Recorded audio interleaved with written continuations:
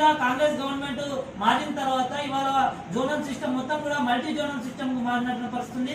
అట్లే మహిళా సాధికారత మొత్తం కూడా మరుగునబడి వాళ్ళ మాటల్లో మాత్రమే మహిళా సాధికారత ఉన్నది అనేటువంటి విషయాన్ని ఈ సందర్భంగా మేము తెలియజేస్తా ఉన్నాం.